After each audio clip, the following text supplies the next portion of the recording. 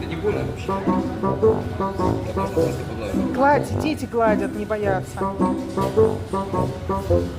Приручил. Дай ладошку, не давай на видео снимай. Просто дай ладошку. Он любит печеньки очень. Дай ладошку. Ладошку. Не бойся вообще. Все.